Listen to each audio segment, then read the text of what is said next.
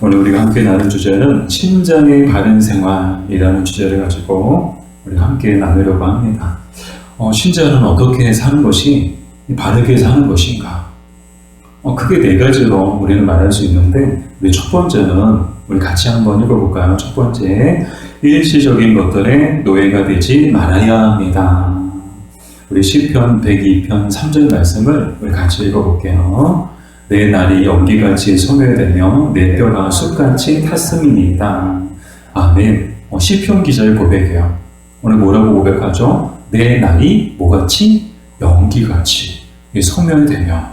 근데 여기에서 나오는 이 날이란 이 원어로 야마이라고 하는데, 이 야마이는 어떤 특정한 한 날을 가리키는 것이 아니고 여러 날들을 뜻해요. 즉 정리해서 말씀을 드리면, 내 날이 연기같이 라고 할 때 이 내 날이라는 것은 나의 날들, 더 나아가 인생 전체를 이야기하죠.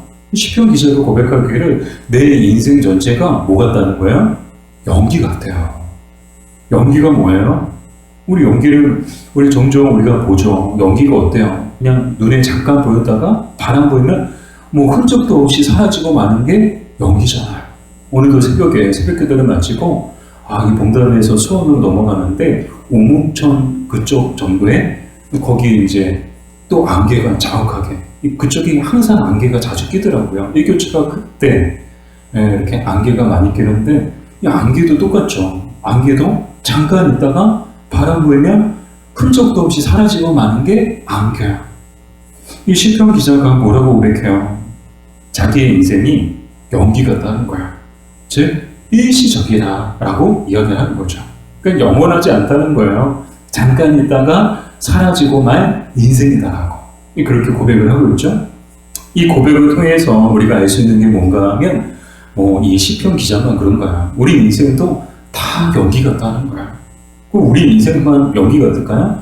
아니요. 이 세상에 존재하는 모든 것들이 다 연기 같아요. 이 세상의 모든 것들이 다 연기 같다는 거예요. 인기도, 부도, 명예도, 즐거움도 다 뭐예요? 다 연기 같아요. 잠깐 있다가 사라지고 만 것들이야. 이 땅에서 영원한 것은 아무것도 없어요.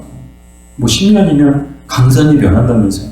이 극한 기후 때문에 10년도 너무 길고요. 이제는 1년마다 폭우 한번 내렸다 하면 지형이 바뀌고 계곡이 어떤 곳에 계곡이 생기고 그런 일들이 막 일어나고 있대요.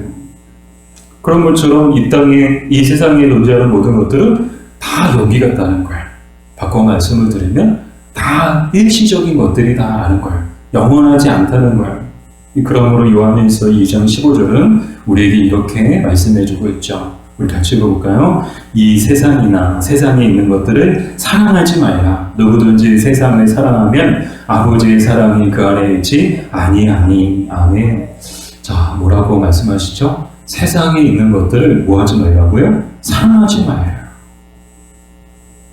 근데 이 세상을 보면 성경에서 세상은 크게 두 가지로 구분이 되는데, 이 원어로는 코스모스라고 하지만 성경에서는 이 코스모스가 두 가지 용도로 사용되어져요. 그래서 영역이 다르죠.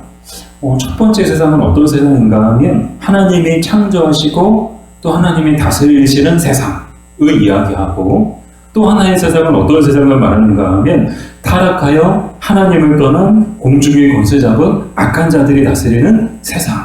그래서 우리가 살고 있는 세상은 크게 두 개의 세상이 존재한다는 거예요. 하나님이 창조하시고 다스리시는 세상과 악한 영들이 다스리는 세상이 존재해요. 그런데 오늘 요한일서 2장 15절에 말씀하시는 이 세상이나 세상에 있는 것들을 사랑하지 말라고 말씀하실 때, 이 세상은 전자일까요? 후자일까요? 당연히 후자죠.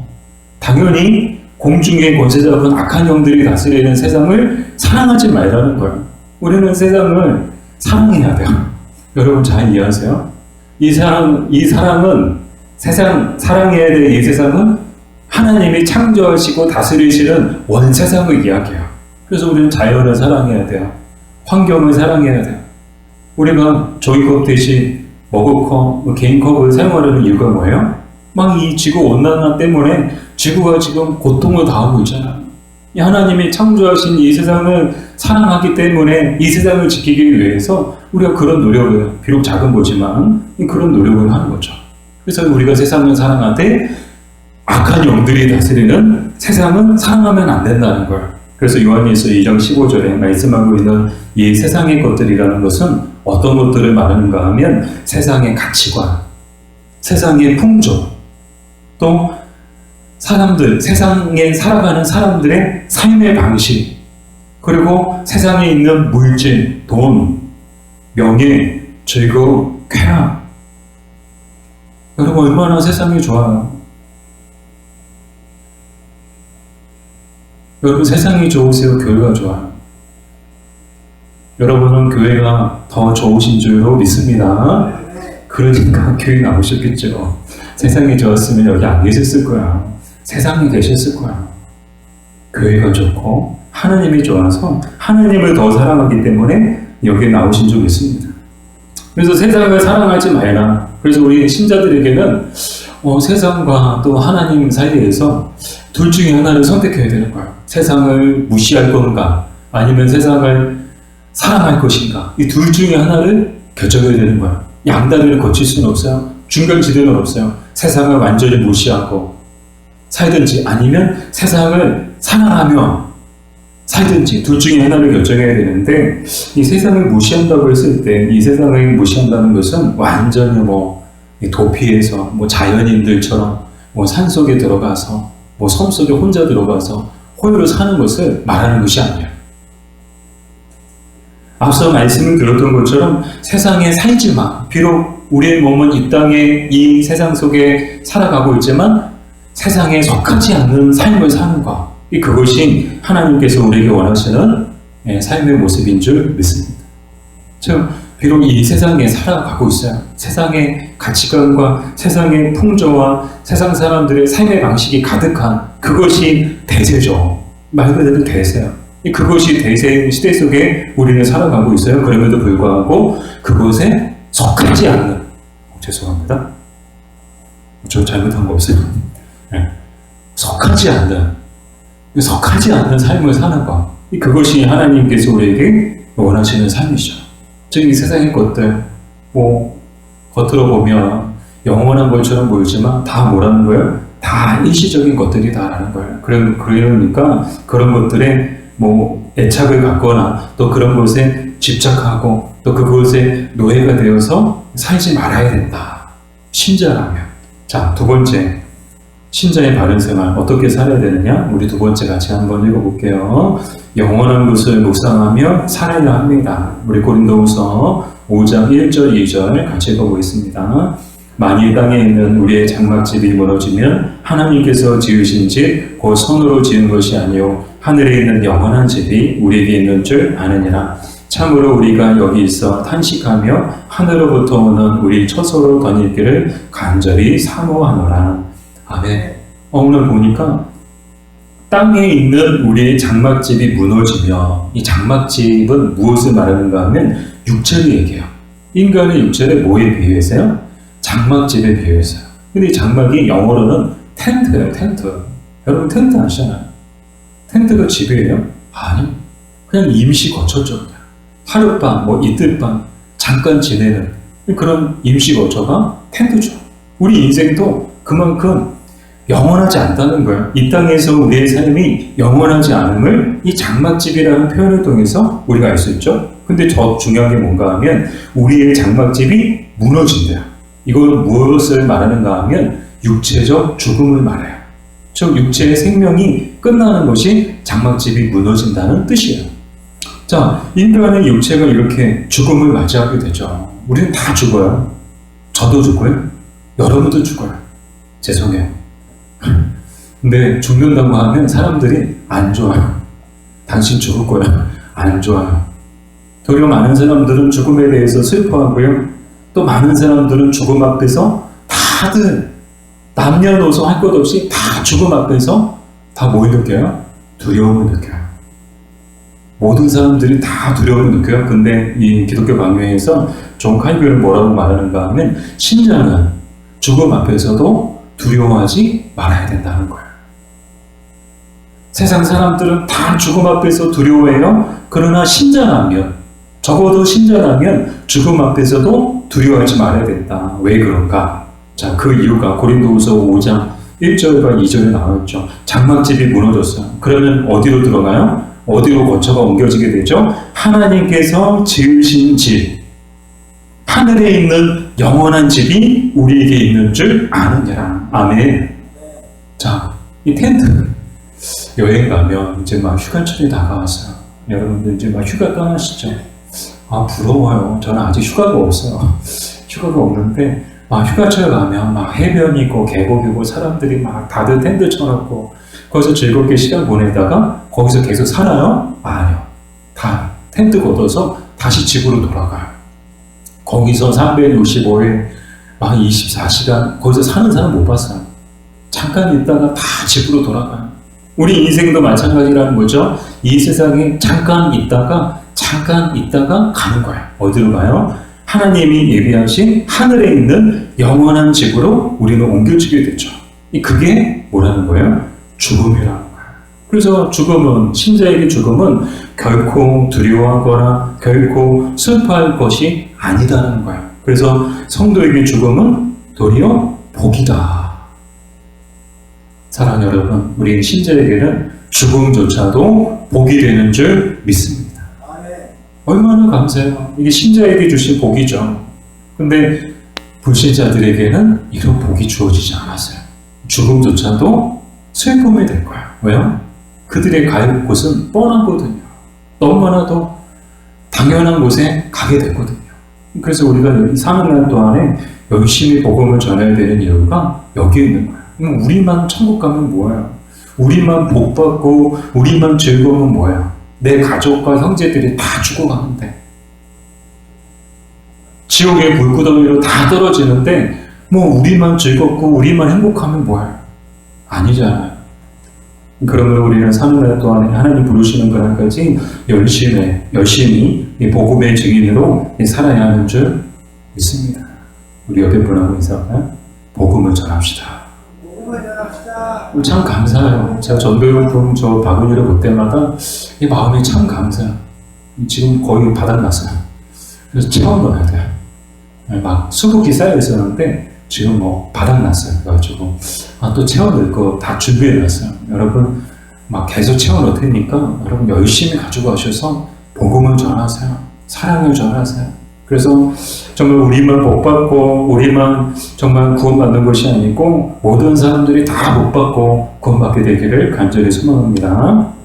자, 이렇게 신자에게는 죽음조차도 복이 된다는 거예요. 그래서 전도서 4장 2절 우리 같이 읽어볼게요. 그러므로 나는 아직 살아있는 산자들보다 죽은 지 오래 죽은 자들을 더 복되다 하였으며.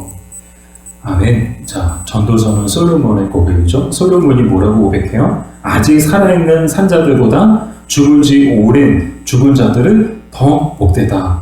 즉, 살아있는 사람들보다 죽은 사람들이 더 복되다고 생각한다는 거예요. 그렇게 생각하는 이유가 뭘까요? 사실 살아있는 사람들이 더 복된 건 아니에요? 뭔가 할 수 있잖아요.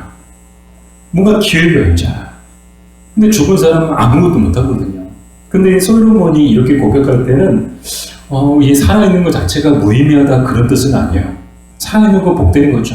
살아있는 거 귀한 거죠. 그러나 그것보다 더 우리가 소망하며 우리가 더 바라보며 살아야 될 것은 이 땅에서의 삶이 아니고 영원한 삶, 내세에서의 누리게 될 영원한 생명을 더 귀하게 여겼기 때문에 오늘 이 솔로몬이 전도서에서 이렇게 말하고 있는 거예요. 그런 의미에서 죽은 자들이 살아있는 자보다 더 복되다라고 말하고 있는 것이죠. 사실 이 고백을 할 때 솔로몬의 심경이 어땠는가 하면 굉장히 이 땅에 막 아픈 현실, 어려운 현실을 보면서 이 마음이 막 암울하고 또 참담할 때도 있고 때로는 절망감이 막 엄습할 때도 있고 그래서 이 땅에서 살아간다는 것이 참 허무하고 그래서 고백하잖아요. 헛되고 헛되며 헛되고 헛되니 모든 것이 헛되도다. 다 가져봤어요. 다 누려봤어요. 다 해봤어요. 그러고 나서 솔로몬이 고백하는 게 뭐예요?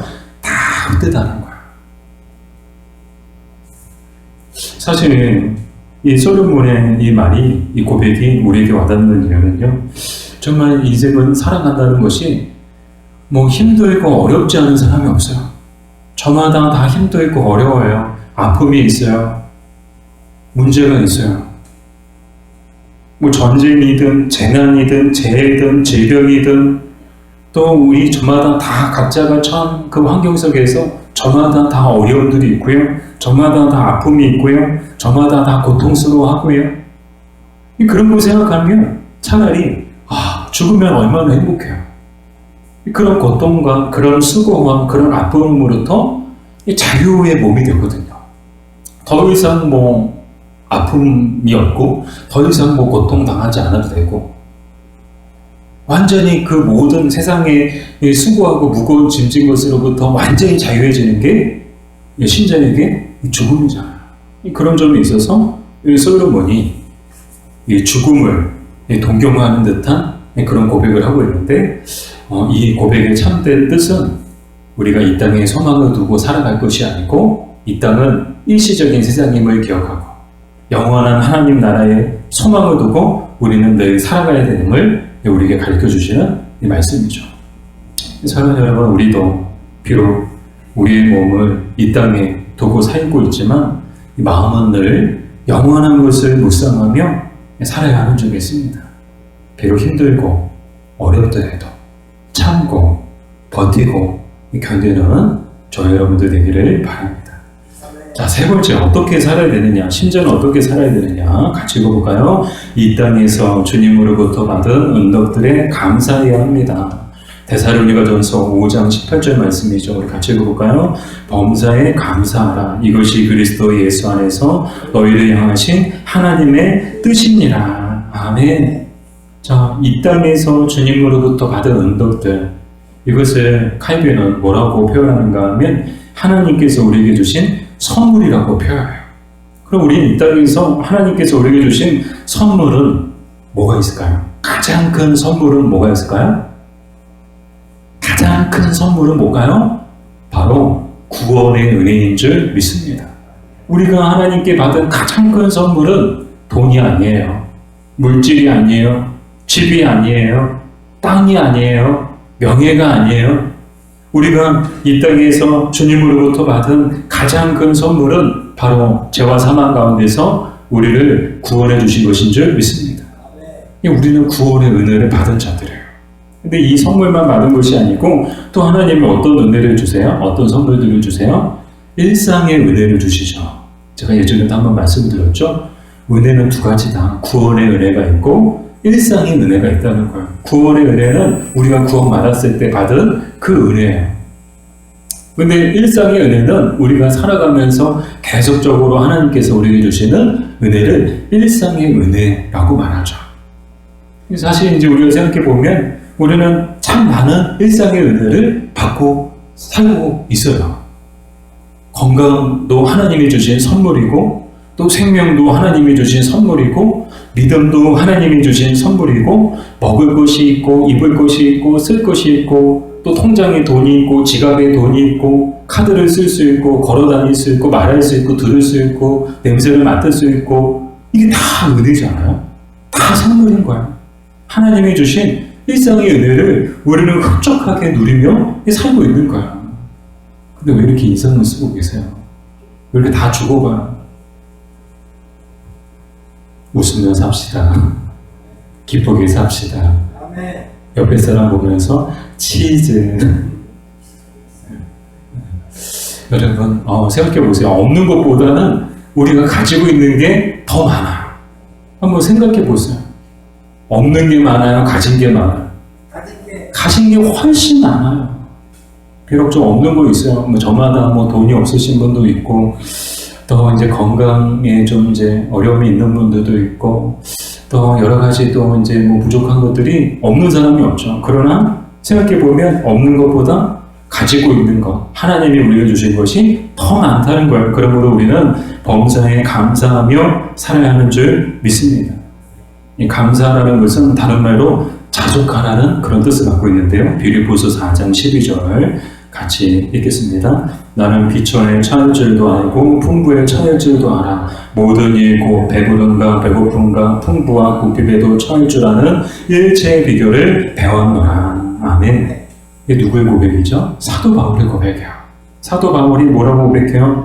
나는 비천에 처할 줄도 안다. 근데 이 비천이 갖고 있는 뜻, 사도 바울이 말하고 있는 이 비천이란 뭘 말하는가 하면 복음을 전하면서 그가 당하고 그가 겪게 된 비천을 말해요.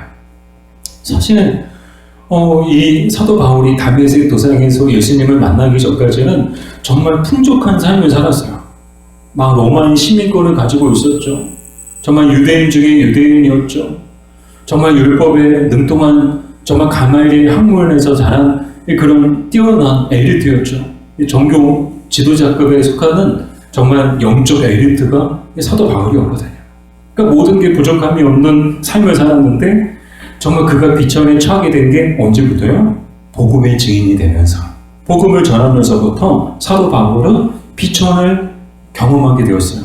그러면서 복음을 전하면서 줄이고 목마르고 추위에 떨고 또 육체적으로 매도 수없이 맞고 죽을 뻔한 위기도 여러 번 겪고 또 정신적으로도 많은 공격과 박해를 당하고, 이게 뭐예요?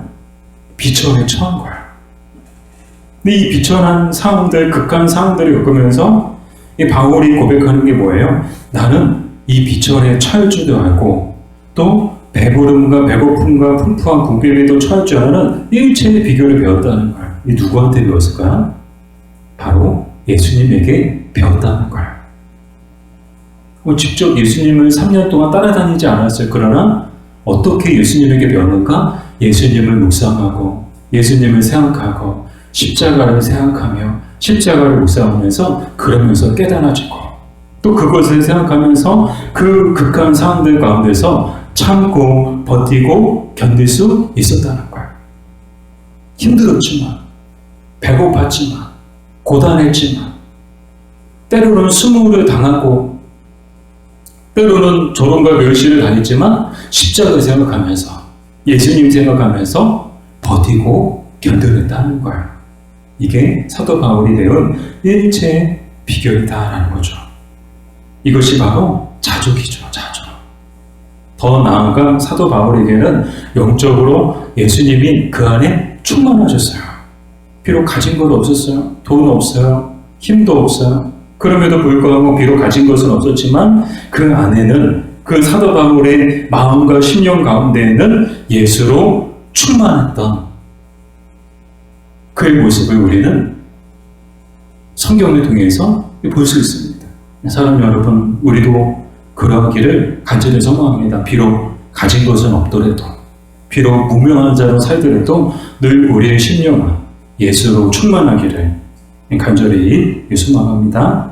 자, 마지막으로 신자는 어떻게 살아야 되는가? 우리 네 번째 같이 읽겠습니다. 청지기답게 주신 선물을 합당하게 사용해야 합니다. 고린도전서 7장 31절 우리 같이 읽을게요. 세상 물건을 쓰는 자들은 다 쓰지 못하는 자같이 하라. 이 세상의 외음은 지나감이니라. 아멘.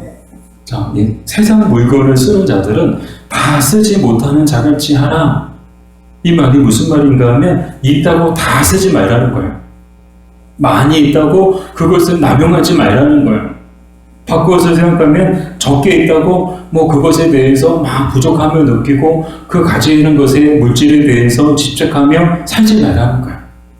이 하나님이 주신 모든 선물들을 어떻게 사용하라는 거예요? 주신 만큼, 그 주신 목적에 맞게끔 합당하게 사용하라는 거예요. 바르게 사용하라는 거예요. 그럼 합당하게 사용한다는 것이 어떻게 사용하는 것인가? 그것은 이 하나님께서 창조하시고 또 정하신 목적에 따라서, 더 나아가 개인적으로는 우리 각자에게 맡겨주신 목적에 따라 사용하는 것이 바로 하나님께서 주신 선물을 합당하게 사용하는 것인 줄 믿습니다. 우리는 청지기 의식을 가지고 살아야 되는 거죠. 우리는 다 청지기인 거예요.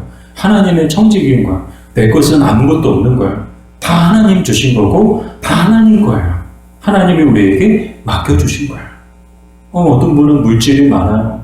자기 게 아니에요. 하나님 거예요. 하나님이 맡겨주신 거예요. 어떤 분은 능력이 많아요. 그 능력도 자기 게 아니에요. 하나님이 맡겨주신 거예요. 이것을 합당하게 사용하는 것이 어떻게 사용하는 것이라고요? 맡겨주신 목적에 맞게끔 사용하는 것이다. 그럼 맡겨주신 목적은 무엇인가? 기독교 강요에서 존 칼빈은 이렇게 이야기를 하고 있는데요. 우리가 누리는 모든 복은 이웃을 위해 써야 한다는 조건으로 주님이 맡기신 것이다. 아멘. 우리가 누리는 모든 복, 즉 우리가 가지고 있는 모든 선물들, 우리가 가지고 있는 모든 물질은 이웃을 위해 써야 한다는 조건으로 주님이 우리에게 맡겨주셨다는 거예요. 내게 아니라는 거예요. 우리 성숙자분에서도 이야기를 나눴죠. 우리에게는 물질에 대한 세 몫이 있다. 그래서 한 몫은 첫 번째로 하나님 거고, 두 번째는 이웃을 위한 거고, 나머지 몫은 자기를 위한 것이다. 그래서 늘 3등분해서 우리는 물질을 사용해야 된다는 거예요. 이 원리는 우리의 모든 삶에 적용이 되어야 된다고 생각합니다. 우리에게 주신 시간도, 우리에게 주신 재능도, 우리에게 허락하신 삶도, 우리에게 주신 생명도 늘 세 몫을 구분해야 돼요. 하나님 위해서, 이웃을 위해서, 나머지 나를 위해서. 존 칼빈은 가진 것을 움켜쥐고 베풀지 않는 것은 죄악이라고 말하고 있습니다. 많이 가졌어요. 근데 그것을 움켜쥐기만 하고 그것을 베풀지 않는 것은 죄악이라는 거예요. 죄악. 하나님이 그러라고 주신 게 아니라는 거예요. 아무리 많이 쌓아두고 있으면 뭐예요? 우리가 죽음에 대해서 이야기 나눴지만 죽으면 다 남은 자들의 것이에요. 가지고 갈 수가 없어요. 난 가지고 가야 돼. 못 가지고 가면 천국에는 필요가 없어요. 누가 그러더라고. 천국에 너희린 게 금이고, 너희린 게 다이아몬드고, 너희린 게 에메랄드고, 너희린 게 보석이고, 뭐 돈 필요 없고, 금, 바리바리 싸가지고 갈 필요 없고, 전혀 다른 삶의 방식을 가지고 살아가는 것이 내세의 삶이죠. 영원한 삶이죠. 정말 눈에 보이는 모든 것들은 다 연기 같다는 거예요. 아무리 돈이 많아도 연기다. 물질이 많아요. 부동산이 많아요. 재능이 많아요. 능력이 많아요. 다 연기라는 거예요. 있을 때 베풀고, 있을 때 나누고, 있을 때 섬기며 살아가는 것이 지혜요, 믿음이요, 복인 줄 믿습니다. 정말 감사해요. 이런 얘기 하지 말고 저한테 부탁하셨는데, 우리 교회는 정말 다들 금손해. 다들 큰손해. 다들 그냥 손이 다들 다 한 손 하시는 분들만 다 계신 것 같아요. 그래서 그냥 뭐 했다 하면 막 이만큼, 뭐 하나 맞았다 하면 못 고치는 것도 다 고쳐내고 막. 너무 감사한 거예요. 우리 교회는 다 손들만, 다들 큰 손만 계시는구나. 여기 봐도 큰 손, 저기 봐도 큰 손, 저기는 금손, 저는 똥손.